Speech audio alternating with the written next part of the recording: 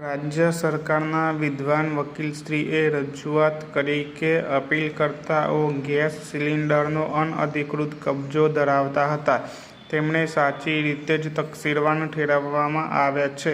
માત્ર ટેકનિકલ ડિફોલ્ટને કારણે તેમને બિલકુલ છોડી દેવા જોઈએ નહીં. જે તે સમયે ગેસ સિલિન્ડરની ભારે તંગી હતી અને તેના કાળાબજાર અને અનઅધિકૃત કબજાને રોકવા માટે સદરહુ ઓર્ડર કરવામાં આવ્યો હતો. પક્ષકારો તરફેના વિદ્વાન વકીલશ્રીને સાંભળ્યા અને સંબંધિત રેકોર્ડનો અભ્યાસ કર્યો. હાલના કેસમાં જેમ ઉપરોક્ત નોંધવામાં આવ્યું છે કે કેસની હકીકતો બાબતે વિવાદ નથી. જે એકમાત્ર દલીલ ઉઠાવવામાં આવી છે તે સિલિન્ડર જમા કરનાર વ્યક્તિની સત્તા બાબત છે કે જેના આધારે અપીલકર્તાઓ સામે કામ ચલાવવામાં આવ્યું હતું.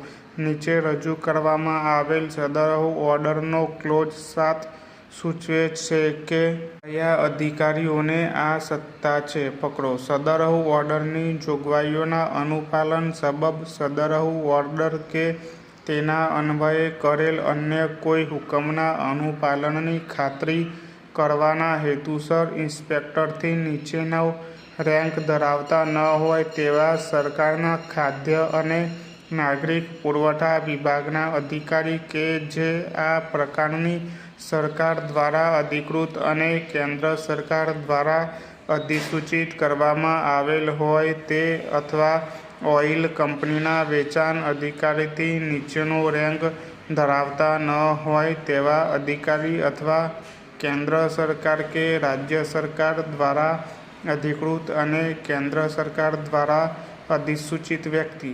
અધિકારીને તેવું માનવાને કોઈ કારણ હોય કે કોઈક જહાજ કે વાહન આ ઓર્ડરના ઉલ્લંઘન માટે ઉપયોગ કરવામાં આવ્યું હતું કે આવી રહ્યું છે કે ઉપયોગ કરવામાં આવનાર છે તો એ તેને અટકાવી શકશે અને તેમાં તપાસ કરી શકશે.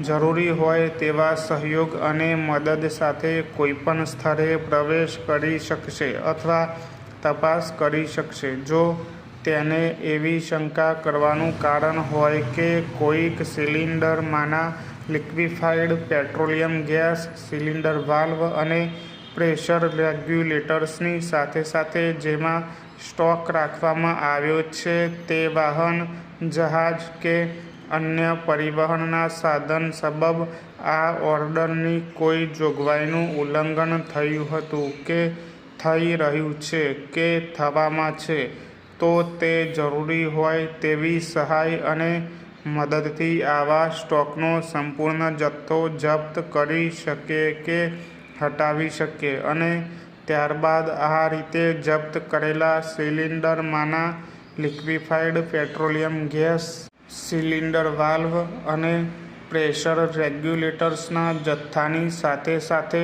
જેમાં સ્ટોક રાખવામાં આવ્યો છે તે વાહન, જહાજ કે અન્ય પરિવહનના સાધન સંબંધિત હુકુમત ક્ષેત્ર ધરાવતા હોય તેવા કલેક્ટર સમક્ષ રજૂ કરશે અને આ રીતે રજૂ કર્યા સુધી તેની કસ્ટડી રાખી શકશે. પકડો. તેમાં ક્યાંય એવું જણાવવામાં આવ્યું નથી કે પોલીસ સબ ઇન્સ્પેક્ટર કાર્યવાહી કરી શકે છે. નિઃશંકપણે ઉપરોક્ત ક્લોઝમાં જોગવાઈ કરવામાં આવી છે કે ઉલ્લેખાયેલ અધિકારીઓ ઉપરાંત કેન્દ્ર તથા રાજ્ય સરકાર દ્વારા અધિકૃત વ્યક્તિઓ સદરહુ ઓર્ડર અંતર્ગત પગલાં લઈ શકે છે.